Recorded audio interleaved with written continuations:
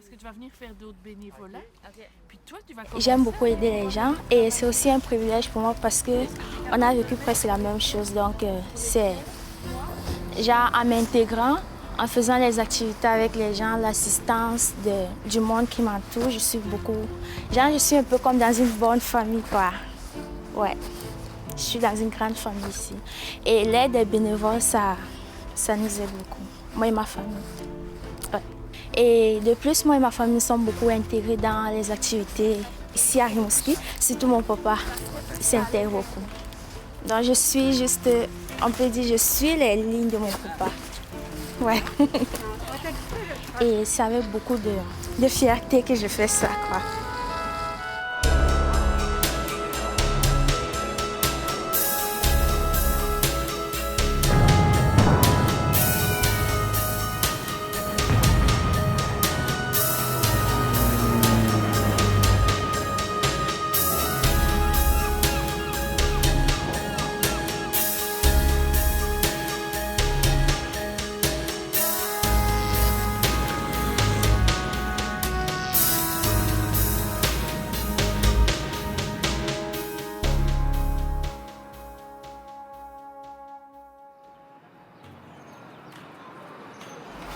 Vous devez revenir avec les boîtes. Oui. Donc, la plupart des bénévoles, ils laissent les boîtes dans les voitures.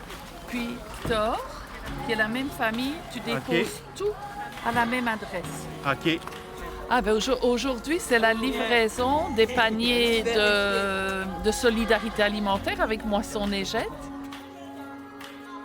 Et donc, ce sont des bénévoles qui sont les livreurs et chaque bénévole est accompagné d'un autre bénévole, mais on va chercher des étudiants en francisation et cette fois-ci, eh bien, c'est les jeunes qui sont en francisation au Paul Hubert, les jeunes de l'enseignement secondaire, qui nous aident à faire la livraison, autant pour de la clientèle des réfugiés que des immigrants qui font partie aussi de notre clientèle.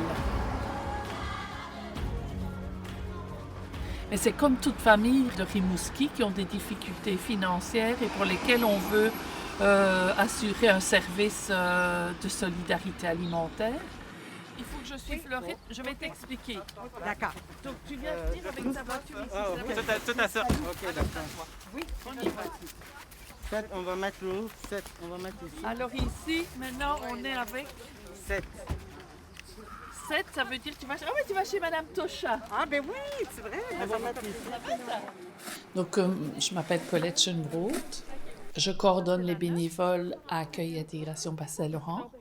C'est sûr qu'un organisme comme le nôtre, qui a comme gros mandat d'accueillir et d'intégrer les immigrants, les réfugiés et les immigrants, quel que soit leur statut, on ne peut pas réaliser un mandat comme ça sans avoir une participation active de citoyens et de citoyennes qui amènent leur contribution à titre de bénévolat. Ouais. Attends, je vais demander Liselle. La carte encore? Nous, on est mandatés par le ministère de l'Immigration pour, sur le territoire de Rimouski-Neigette, accueillir et intégrer, comme le dit notre nom, toute la clientèle immigrante sur le territoire de Rimouski. Donc, notre mission, c'est vraiment d'assurer la pleine participation des immigrants, que ce soit au niveau de leur intégration sociale, au niveau des activités, au niveau de leur environnement immédiat, de trouver un logement, donc tout ce qui est installation, tout ce qui est aussi, si les gens ont des questions sur quoi que ce soit, nous, on joue un rôle de pivot pour les amener dans la communauté vers les services qui sont existants pour eux. Ah, c'est beau, Pascal. 2 pack. Regarde celui-là. Merci beaucoup. On va juste aller dire bonjour à Mme Tocha. Alors, je vous présente la famille de Mme Tocha. Voulez-vous dire vos noms? Machinda, Machinda. Pascal, Isaya, Matayo, Matayo. Puis, Amouri. Amouri. C'était où votre pays? Est-ce que vous savez vous rappeler votre pays? Pays, Le Congo? C'était pas la République centrale de... Je pensais que vous veniez de la République centrale d'Afrique. non, c'est moi. Ah bon? C'est moi qui viens de... Alors, vous arrivez du Congo. On a d'abord, depuis 2017, Rimouski est devenue la 14e ville d'accueil pour les réfugiés qui sont subventionnés par l'État au Québec. Donc, il y en a 14 en tout ville. Il n'y en a pas eu d'autres depuis. Et depuis 2017, nous, on accueille des réfugiés ici sur le territoire de Rimouski. La clientèle réfugiée, elle, quand elles arrivent ici, elles sont dans un état de vulnérabilité plus grande. Souvent, elles arrivent avec leur pack-sac d'un endroit sur la planète qui était défavorable, hostile pour eux. Donc, nous, on arrive ici et on les accueille à la descente de l'autobus. OK? Donc, on est là pour eux pendant l'hébergement temporaire, les amener à obtenir leur papier officiel au niveau de la résidence permanente, au niveau de la numéro d'assurance sociale. Donc, nous, on est là pour accompagner vraiment de façon très importante ces nouveaux arrivants-là qui sont réfugiés. Donc, pour les pays qui nous ont originaires de nos gens, en majorité, on a le Congo, on a la Colombie, on a la République centrafricaine. Ça, c'est vraiment le top 3 des pays qui nous envoient ici pour des réfugiés. Là. Tiens. Ouais. Donc là, prends le temps de ranger ça, là, parce qu'il y a des choses qui doivent aller dans le congélateur avant qu'on récupère les boîtes. Ça va? Oui. Moi, je t'attends dehors en bas? Ok. Parfait. Merci. Chaque mois, on nous distribue des moissons Rimouski, Neigette, genre pour donner de nourriture aux immigrants, aux réfugiés qui sont venus ici. On nous donne de nourriture, des choses comme ça. Ben c'est ça. Je suis parti aider bénévolat à partager avec des gens et puis ça c'est ma récolte que j'ai amenée chez moi. Je viens de la République centrafricaine, mais je viens du Tchad. Je suis immigré au Tchad depuis 2014 et puis je suis arrivé à Rimouski ici le 6 septembre 2019. Donc je fais déjà un an et 2 semaines que présentement je fais là. Ouais. Arriver c'est vraiment un peu difficile. Au début c'est difficile de voir. Vraiment je vois tout le monde, je connais personne et puis il y a l'hiver, il y a tout à côté donc ça me rend frustré. Donc bien sûr, au début quand je suis arrivé au Canada c'est vraiment difficile pour moi parce que je suis venu seul, j'ai laissé tous mes parents en arrière, je suis venu seul et puis il y a plein de bénévoles qui viennent chez moi, ils me conseillent, ça va bien aller, tout ça.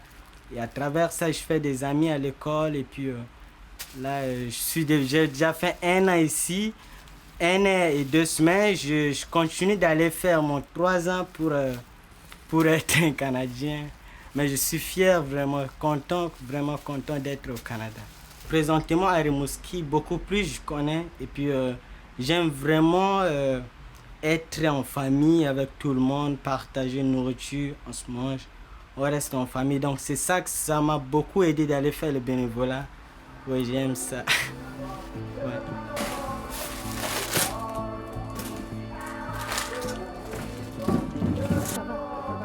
Alors là, toi, on va aller... Il y a plusieurs objets d'intervention que les bénévoles ont. Si je pars du concept de l'accueil, on est membre actif de l'équipe d'accueil avec les intervenants au sein d'AIBSL. Donc et ça a été mis en place quand on a commencé à accueillir des réfugiés, parce qu'on s'est rendu compte que venant dans une ville, un pays qui ne connaissait pas du tout des conditions atmosphériques, il y en a qui vont arriver en janvier, donc dans la neige, le froid, venant souvent de l'Afrique et de camps de réfugiés pour la plupart.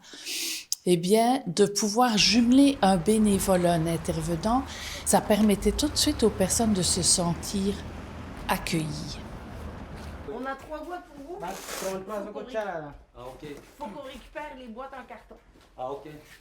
Est-ce que vous connaissez? Et le support peut être tout à fait matériel, les aider par exemple à comprendre comment on cuisine. Dès qu'on a un frigo, un congélateur qu'on n'a jamais vu, une cuisinière. On a beau l'expliquer la première fois, mais il faut revenir, le four. Je vais vous donner des exemples. Quand on n'a jamais connu un four, qu'on a été habitué à cuire le poulet sur de la braise et tout, on a eu certains qui prenaient le poulet puis qui le mettaient directement sur la grille du four. Mais c'est sûr qu'il y avait de la fumée, puis l'alarme, et puis les pompiers arrivaient. Donc, on n'a jamais vu une canne. On ne sait pas ce que c'est, on ne sait pas comment on ouvre de conserve. On n'a jamais vu un navet, un brocoli. C'est quoi ça? On mange cru, on le mange cuit, on mange-tu les feuilles? Donc, il y a toute une éducation à faire. Donc, les bénévoles prennent beaucoup de place pour les accompagner à l'épicerie, pour leur expliquer ce que c'est, pour leur faire goûter, pour apprivoiser leur nouveau milieu de vie. Comment on vit en appartement? Donc, c'est tout ça qui est à déconstruire pour les aider à reconstruire une adaptation ici. Alors, par exemple, c'est l'hiver. Ben, pour nous, les bénévoles, c'est important de se dire, aimerais-tu patiner? Voudrais-tu venir jouer dans la neige? Pour la plupart, c'est on joue dans la neige. Donc, comment on s'habille pour être bien et confortable dehors? Est-ce qu'on a les vêtements?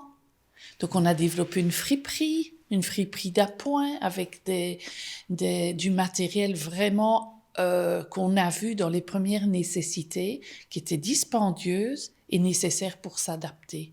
Et puis, d'apprivoiser dehors, l'hiver. Et donc ça, des bénévoles sortent au parc Beau Séjour avec les enfants. Donc, on y va de façon naturelle, sortir dans le quartier.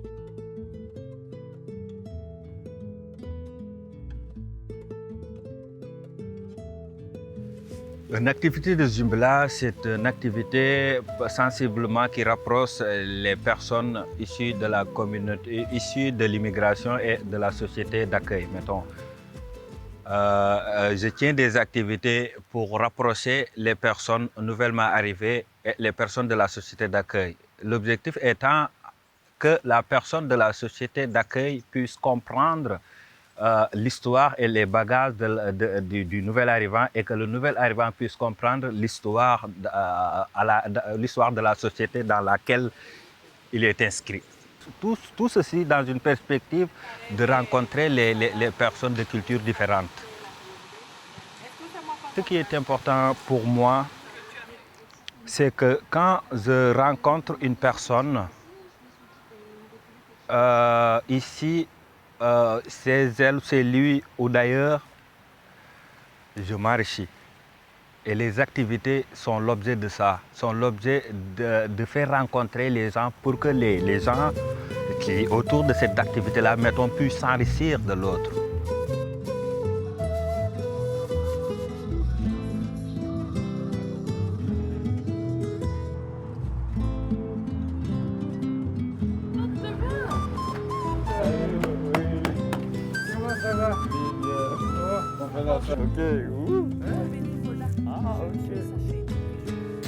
Il y a le programme du jumelage avec AIBSL.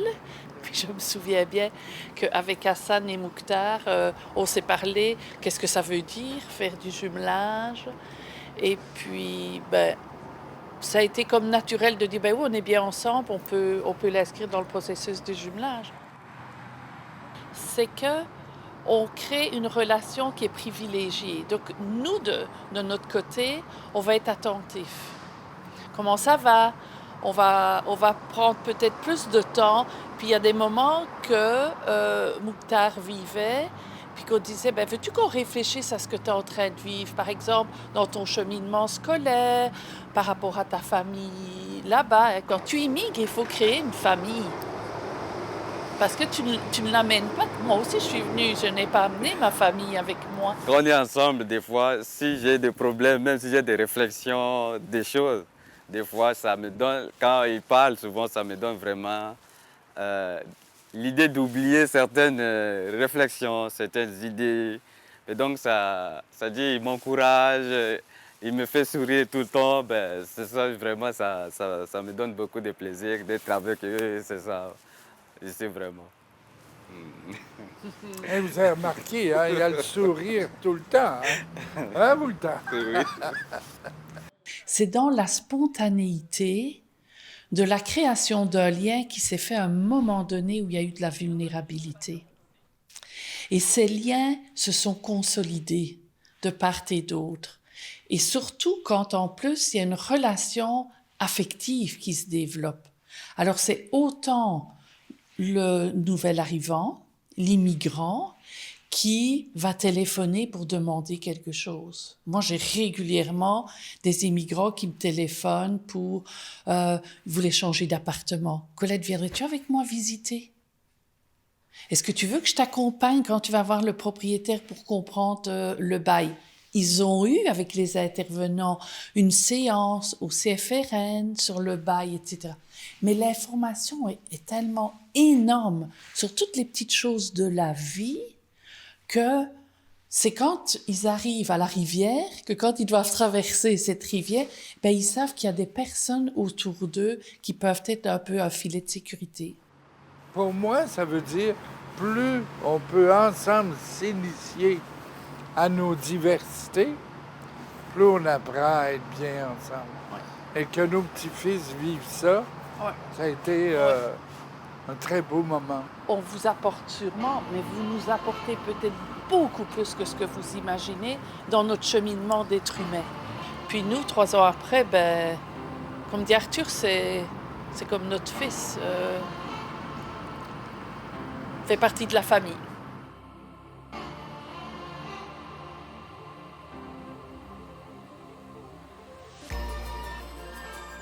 Moi, ça me procure vraiment beaucoup de joie et ça me nourrit. Ça me nourrit de pouvoir voir des gens qui arrivent à une étape où est-ce que, tu sais, comme une maman qui était à la maison, qui dit à la bénévole qui vient lui donner des cours privés de français, puis qui lui dit « Je vais pouvoir poser des questions à l'épicerie ». Pour elle, c'était comme genre oh, quelque chose de libérateur, de participateur. Tu sais, cette dame-là, elle a 4 jeunes enfants, elle ne peut pas aller en francisation. Fait que pour moi, tu sais, c'est ça, je veux aller aider chacun d'une façon pour qu'il y ait d'évolution de leur situation. Je pense qu'aujourd'hui, mais ça c'est mes valeurs à moi et ma lecture à moi, la notion de frontière perd de plus en plus son sens, quel que soit le continent où on est. On doit revenir à la notion de l'humain. Et je pense, pour moi, c'est dans mes valeurs profondes, tout le monde a droit à avoir un lieu sécuritaire dans lequel il peut participer à sa condition de vie, à améliorer sa condition de vie pour lui, pour ses enfants, un confort, du pain sur la planche, de l'éveil culturel, intellectuel et se réaliser. Pour moi, ça fait partie de mes valeurs fondamentales. Alors, je peux commencer ici. Il faut commencer ici. Tu as droit de prendre ta place ici. Tu ne prends pas la place ni au travail, ni à l'école, ni dans les médias de quelqu'un d'autre. On a tous une place à prendre. Et moi, c'est ça. C'est ça, ça me coule dans les veines.